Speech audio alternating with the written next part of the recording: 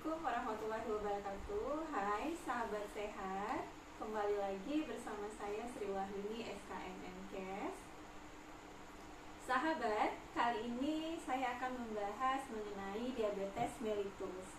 Nah, kita ketahui bersama bahwa diabetes merupakan penyakit yang paling banyak diderita oleh masyarakat kita, baik di Indonesia maupun di seluruh dunia, dan sangat memprihatinkan sekali.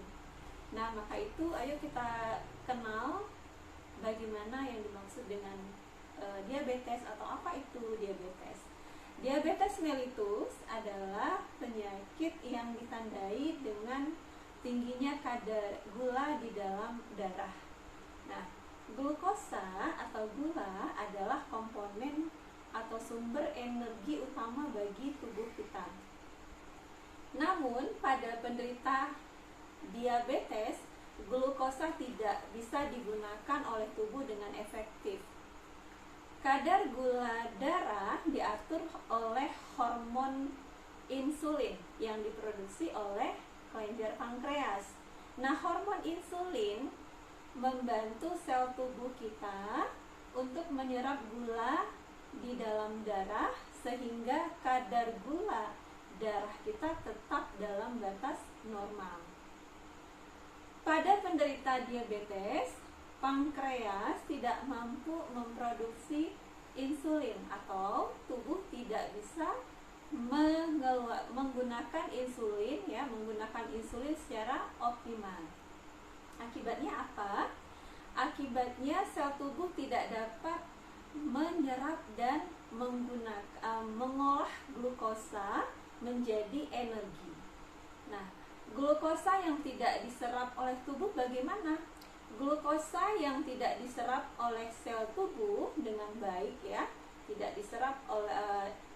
diserap oleh sel tubuh dengan baik, maka akan menumpuk di dalam darah kita dan menimbulkan berbagai gangguan kesehatan.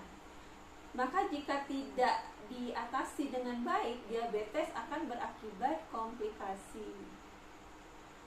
Nah, sahabat, diabetes terjadi karena tidak menghasilkan cukup insulin atau tidak dapat menggunakan insulin yang diproduksi. Maka namun diabetes itu dibagi beberapa jenis ya. Kita ketahui diabetes itu terdiri dari diabetes tipe 1, diabetes tipe 2, diabetes gestasional, dan diabetes atau prediabetes. Bagaimana yang dimaksud dengan diabetes tipe 1? Diabetes tipe 1 terjadi ketika kekebalan tubuh sistem kekebalan tubuh menyerang sel-sel pankreas yang memproduksi insulin, sehingga produksi insulin berkurang atau berhenti. Kemudian diabetes tipe 2. Apa itu diabetes tipe 2? Diabetes tipe 2 yaitu ketika tubuh tidak dapat menggunakan insulin secara optimal atau terjadinya resistensi insulin sehingga gula menumpuk di dalam darah kita. Kemudian diabetes gestasional. Diabetes gestasional adalah diabetes yang terjadi pada ibu hamil Karena apa? Karena perubahan hormon selama masa kehamilannya. Kemudian prediabetes. Apa itu prediabetes? Prediabetes adalah kondisi gula darah lebih tinggi dari keadaan normal atau dari normal, tetapi tidak lebih tinggi atau tidak setinggi dibandingkan dengan diabetes tipe 2.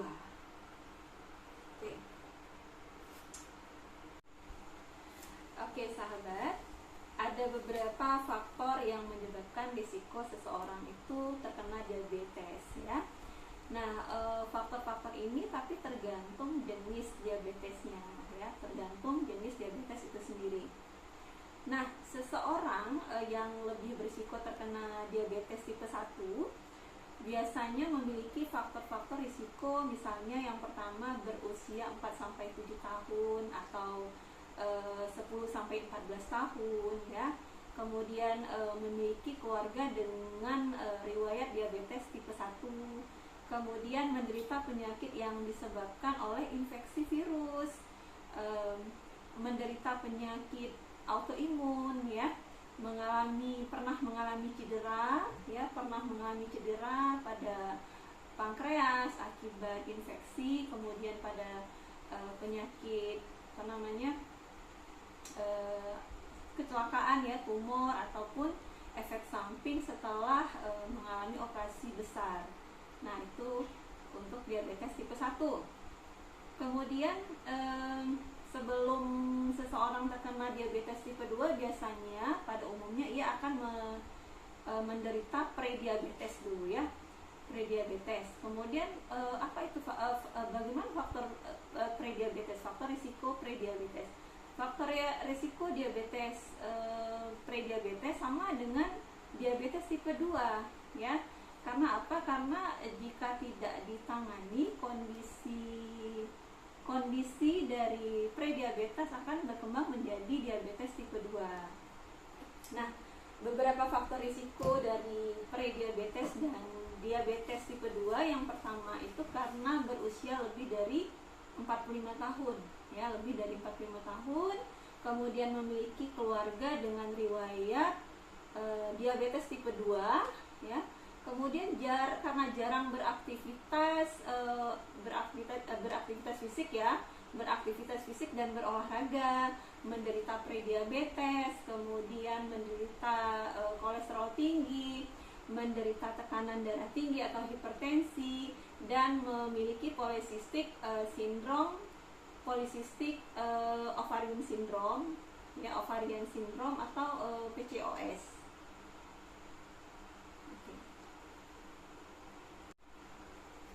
Nah, kemudian sahabat, bagaimana yang dikatakan diabetes gestasional? Faktor risikonya apa saja? Nah, untuk diabetes gestasional biasanya memiliki prediabetes, kemudian pernah mengalami diabetes gestasional pada kehamilan sebelumnya, dan pernah melahirkan anak dengan berat badan lebih dari 4,1 kg. Kemudian sahabat, mungkin kita perlu mengetahui gejala diabetes. Nah, gejala diabetes tipe 1 dan diabetes gestasional itu dapat terjadi secara tiba-tiba. Sedangkan pada prediabetes dan diabetes tipe 2 biasanya terjadi secara bertahap. Nah, oleh sebab itu penderita diabetes tipe 2 biasanya tidak menyadari bahwa mereka telah menderita diabetes selama bertahun-tahun. Nah, beberapa gejala yang dapat terjadi akibat diabetes. Nah, yang pertama mungkin Bapak Ibu ya, sahabat, sering merasa haus atau lapar, kemudian sering buang air kecil terutama pada malam hari, kemudian penurunan berat badan dan massa otot, pandangannya buram atau berbayang, sering merasa lelah dan lemas, sering mengalami sariawan, kemudian kandungan keton di dalam urin ya, dan infeksi berulang di kulit, di gusi, di kelamin ya kan, di area kelamin. Ada juga beberapa gejala lain yang juga bisa dialami oleh penderita diabetes, misalnya mulut kering ya kan, kemudian gatal-gatal di kulit, rasa rasa terbakar gitu kan, kaku, nyeri pada kaki, kemudian bercak hitam pada area leher dan selangkangan ya. Jadi itu merupakan gejala atau tanda-tanda yang terjadi pada penderita diabetes. Oke. Nah, sahabat sehat, jadi bagaimana cara atau tindakan pencegahan diabetes mellitus? Karena penyakit diabetes mellitus itu bisa dicegah, masih bisa dicegah. Salah satu caranya adalah mengubah pola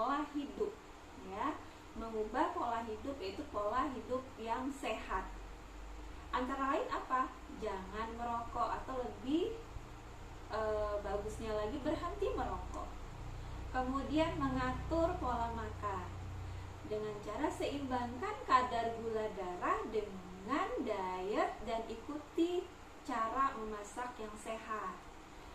Kemudian batasi makanan yang kaya karbohidrat dalam makanan, yaitu sekitar 55 sampai 60% ya.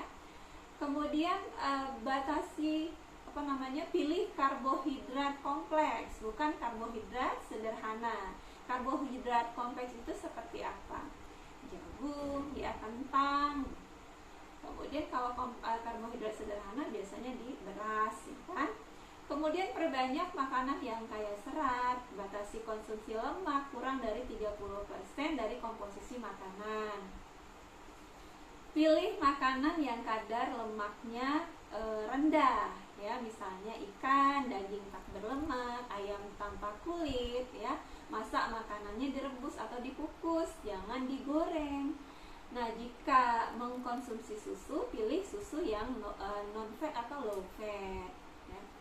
Kemudian batasi atau hindari makanan yang kaya lemak, misalnya daging berlemak, ya, sop, soto yang berlemak. Kemudian apa lagi untuk mengatasi atau mengendalikan atau mencegah diabetes mellitus? Melakukan, ya, paling penting melakukan aktivitas fisik, lakukan olahraga atau exercise setiap hari selama 30 menit. Misalnya jalan kaki pagi hari gitu ya. Karena apa? Karena olahraga itu terbukti membantu menurunkan kadar gula darah. Nah, maka agar tidak terjadi hipoglikemi, maka dianjurkan, ya, hipoglikemi itu kadar glukosa itu turun terlalu rendah. Jadi sebaiknya disarankan sebelum berolahraga 1-2 jam itu disarankan untuk makan terlebih dahulu. Tetapi perlu diingat bahwa olahraga itu tidak dianjurkan pada kondisi penderita diabetes mellitus, misalnya dalam kadar gula darah puasanya lebih besar dari 200 mg per desiliter. Itu tidak dianjurkan. Kenapa? Karena ada bahaya dehidrasi dan denyut jantungnya terlalu cepat. Kemudian kadar gula darah sewaktu itu kurang dari 100 mg per desiliter, ya.